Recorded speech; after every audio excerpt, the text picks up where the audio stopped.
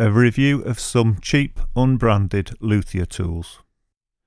This is just a very quick review because I hadn't planned and I didn't intend to do a review of these tools, but when they arrived on my doorstep I thought I need to review these. Because they are unbranded, there's no way of for sure identifying these if you're thinking of buying them. However, they do have a general look which is easy to identify, and possibly you'll find them in the same collections of tools I've got here. However, they are available in various other tool collections and they're also available individually. The two I'll be reviewing are firstly the one with a fret file, a fret rocker, two carborundum stones or file stones, and two fingerboard protectors. The second tool set I'll be looking at has a fret puller, two fingerboard protectors, two string spreaders, and a carborundum stone file. You'll find these tools all over the place. They're on Amazon, eBay, and all the internet stores, so they must make them in the tens of thousands. Because this is just a quick review, I'll do a speeded up unpacking of one of the tool sets. And you can see it comes in just a plastic bag basically, but it does the job and it gets them here. And once I'd opened it all up, everything was in there intact and most of it was isolated into separate little plastic bags. So there's quite a lot of plastic there, which isn't a good thing these days, is it? Firstly, we'll look at the toolkit that includes the fret puller and the string spreaders. Now, the string spreaders do their job. They're very simple. It's just a piece of bent metal really, with a piece of plastic or rubber put over the top of it so it doesn't scratch the back of the neck.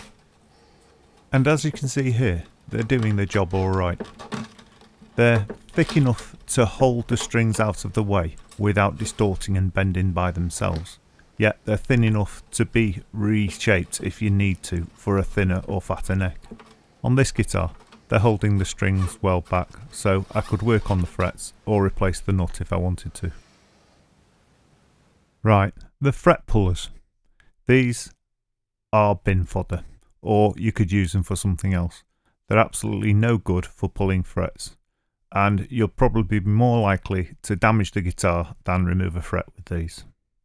The reason being is fret pullers should have a very fine tip that is right at the end of the tool so that you can grip the fret really close to the fingerboard, and that way you're holding it at the base of the fret before it starts to curve where you'll just slip off it. On this particular tool they've ground that important tip off, so it's absolutely no good at all and it's nearly impossible to get hold of a fret, so I wouldn't even attempt to remove some frets with this tool. In fact, these supposed fret pullers are that bad, they could never do the job, and whoever's selling these or making them has no idea how to use them and what job they're intended for. So don't even attempt to work on a guitar with these. And unfortunately, that makes the fret pullers pretty worthless. The next thing is the fingerboard protectors, and these are actually pretty good. All they've got to be is thin enough to be able to work around them, tight enough to the fret to protect the fingerboard, and a wide enough gap to allow the frets to come through. And they've got all of those features, so I can't really criticise these. You can't really go wrong on them, they're easy.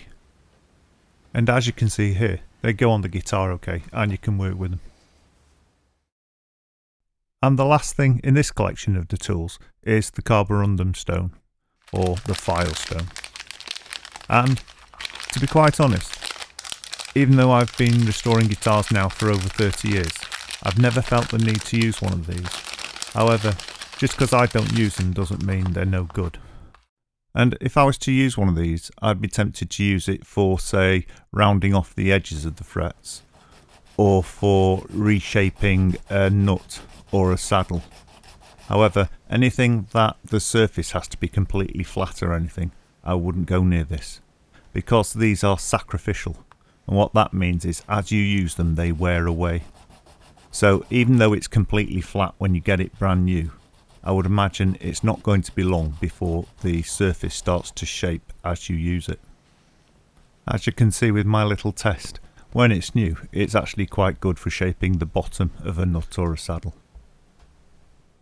So, to summarise this first collection of tools, the fingerboard protectors work well and are fine. The string spreaders work well and are fine. The carborundum stone, I'm sure I can find a use for it, or I might learn of a new use that I never knew before. And the fret pullers are rubbish. Keep them away from your frets.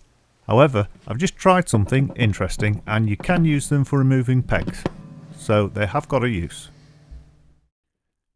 Right, let's go on to the next toolkit.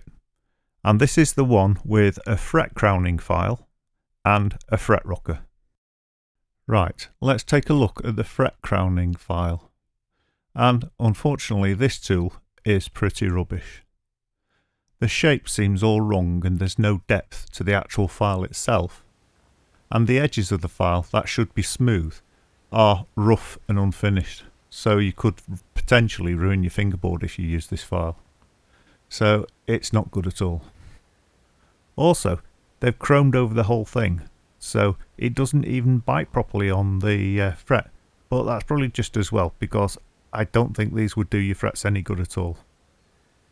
If you're just starting out, or you're just getting into luthier work, it's worth spending a little bit of money on the fret crowning file, because you'll be using it probably more than any other tool.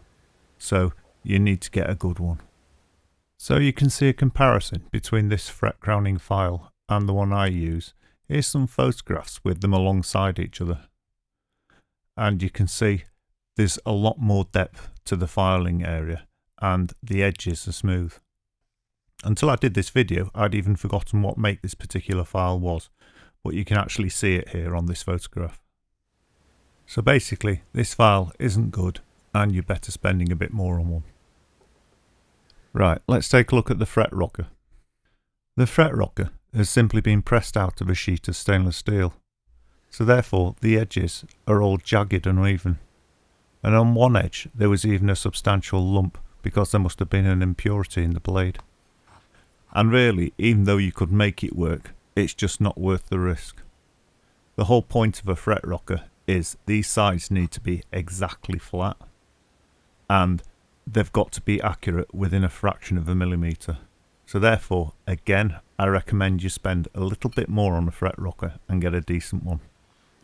Usually the good ones are laser cut, and they'll actually say this in the description, so that's quite important. Now, if you're new to the channel or to my reviews, you might think I just like expensive things, but this isn't true. Because now I've come across so often supposedly expensive or quality guitars that have been complete letdowns, and then really cheap guitars that have proved to have quality way above their price tags, that I've become a bit of an inverted snob. And I believe you can get fantastic stuff for very little money. And some people who believe they've got a brilliant guitar because of the name on the headstock are very deceived. However, what I've learnt from this review is that when it comes to tools, there really is an advantage in spending a little bit more money. You need something that's quick and clean and capable of doing the job. And this is important. And in this particular case, a poor workman can blame his tools. So spend that little bit more and you won't regret it. So to summarise this review of the tools in both tool packs, the fingerboard protectors, they're great and very useful. The string spreaders, they're great and very useful as well. And the carborundum stones, I can find a use for these, so they're great and they're useful. The fret puller is rubbish. The fret file is rubbish. And the fret rocker is at best dubious. So I wouldn't use these. I'd be more likely to drop them in the bin. If you enjoyed this review and found it useful, please like and subscribe, and I'll be uploading some more soon. And I also want to get back to the guitar lessons soon as well. So if you want to see any guitar lessons, please like and subscribe. Thank you very much for watching.